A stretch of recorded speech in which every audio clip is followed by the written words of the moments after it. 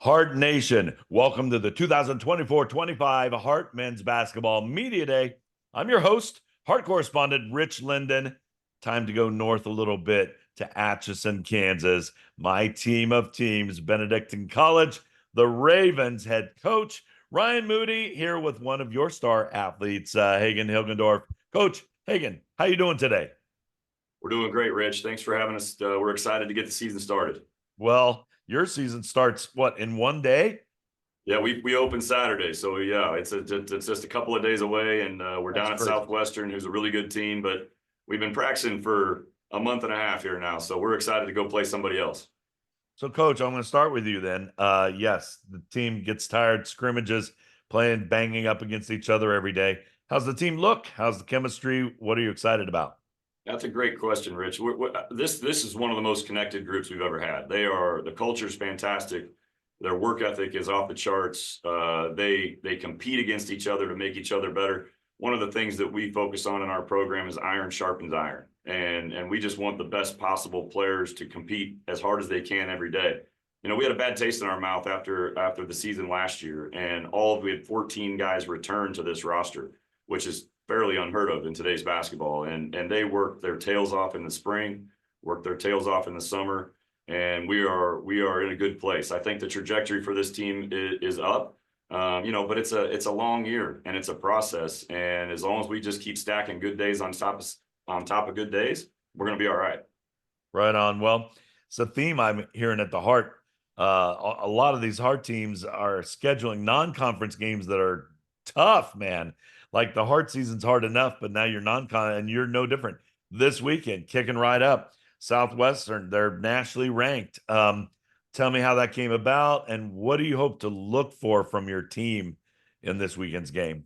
Yeah, we have a regional system set up now, Rich. So we have arcs, and so we're trying to play as good a teams within our arc as possible. Southwestern and the KCAC are in our arc.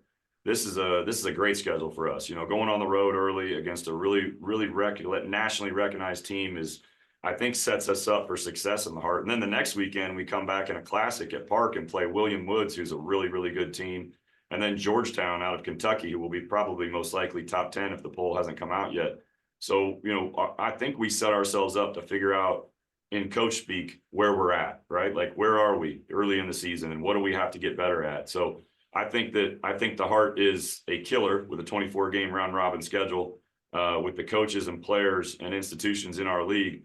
But I think you still have to get yourself ready to play. And that's been the philosophy of our scheduling. So we're excited to get it started. And like I said, we'll figure out where we're at and what we need to get better at.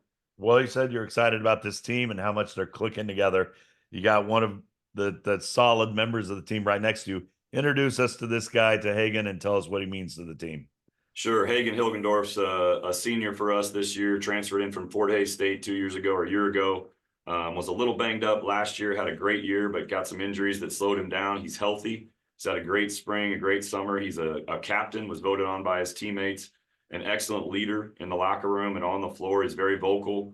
He brings a lot to the table, Rich. He's a 6'9" guy who's agile, can shoot threes, is a great cutter, can rebound, can defend. I mean, he's just kind of a positionless guy with his size. And so we're going to use him all over.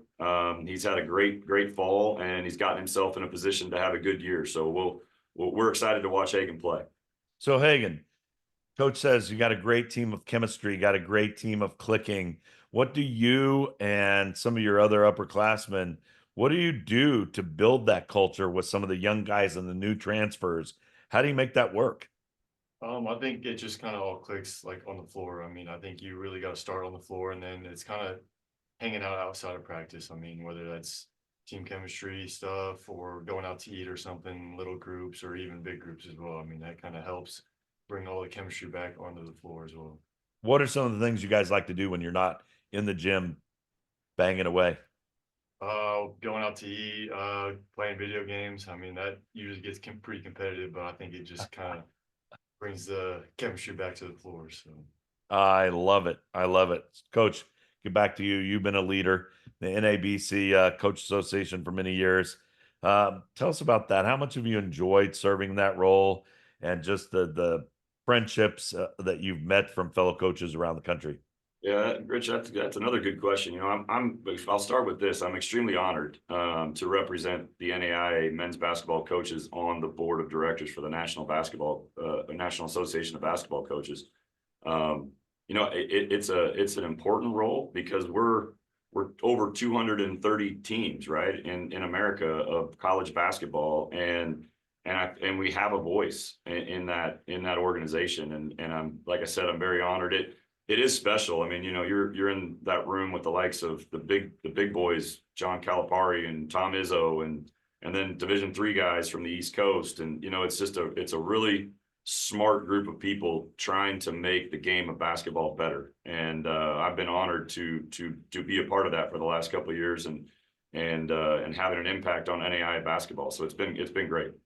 Well, I'm excited about this for the first time ever. There's going to be additional awards for NAI basketball players. There's going to be an NAI and a Hart Offensive and Defensive Player of the Week awards. Talk about that. How excited are you? How does that work? How do they get voted in? And both sides of the floor, week in and week out. Tell me a little bit about that. Yeah, I think it's a step in the right direction. Let's recognize these guys for what they're doing week in and week out instead of just at the end of the year. I think, defensively, a guy can have an impact on a game where he doesn't have a lot of stats offensively. And I think it's a way to recognize those guys that can have an impact. And then offensive player of the year and how they select them, or I'm sorry, offensive player of the week, how they select them. I believe our sports information directors, or there's a committee, they do scour the stats, they look at the outcome.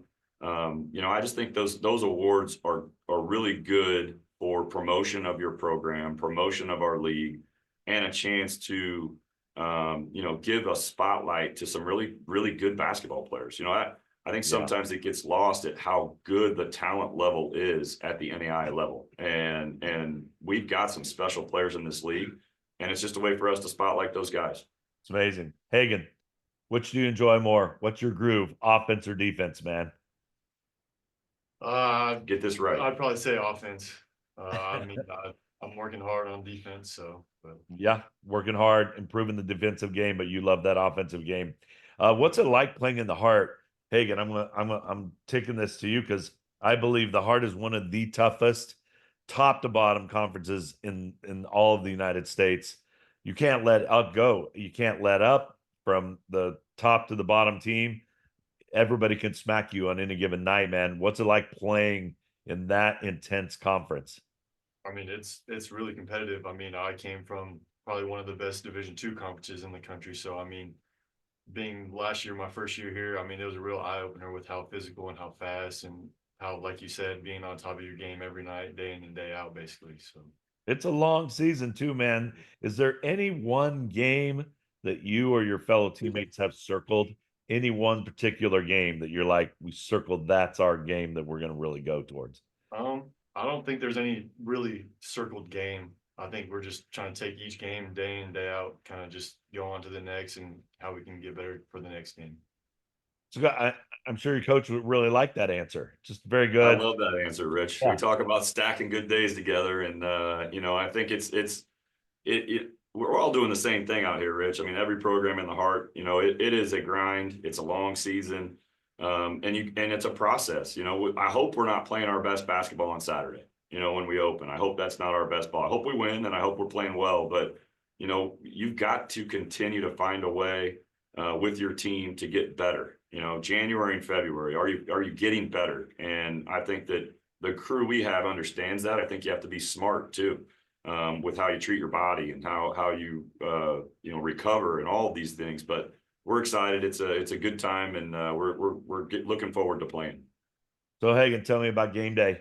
Any of your teammates have superstitions, any rituals, traditions? What's it like as you amp up to tip off? Ooh, I don't know of any superstitions from my teammates, but I mean, I usually get the same meal every day before a game. I mean, that's one of my superstitions. I don't know how everybody else is. Right. Good. So, it's baseball players. They're the most superstitious in the world. But I always got to ask my basketball guys, and they're like, nope, just keep it level, keep it smooth, and then we go, baby. It's Tip all off. about the music, Rich. It's all about the music. You know Gotta get that. the music. Gotta get them hyped, man. Um, Coach, asking you about the Heart. Just final words on what it's like to coach in this conference. It's so hard and competitive, but at the same time, I feel like these coaches like each other. They're all, there's a good camaraderie there. That you're picking up on it. I agree. I think the coaches, we're all on a group text, and we all share ideas, want the Heart to be the best league in the country. It is competitive. I mean, all of us are very competitive individuals, or we wouldn't be in this. But there is a good camaraderie between coaches. I think we have some of the best coaches in the country, especially young coaches. We've got some really good young coaches in our league who do a great job of recruiting, bringing in good players. They run great programs. Their kids play super hard. And I think one thing that gets lost sometimes too is just how prepared everyone is. I mean, like the preparation that goes into a game, and the technology and the video and the scouting reports, it's so much different than football, because we could have 2 to 3 games in a week. Right. You've got to get this together in 24 hours, 48 hours, and move on, like Hagan said, to the next game. So I'm very impressed with all the coaches in our league. It's a great challenge. I'm honored to be in the league. I think that night in and night out, we don't take anything for granted. I think that we're going to have a battle every single night. No matter where teams were picked or whatever all that is, like you're going to have a battle every single night in the Heart, and we look forward to it. I love it, man. Super hyped. Can't wait for a tip off. Can't wait to see my Ravens. Good luck. Thanks for coming on today. And hey, how about those Ravens volleyball players, huh? And they're rolling, Rich. They're doing good right now. We want to keep that momentum going for them. It's amazing, man. Well, thanks guys for being on today. Good luck through the season. I can't wait to see you. Thanks, Rich.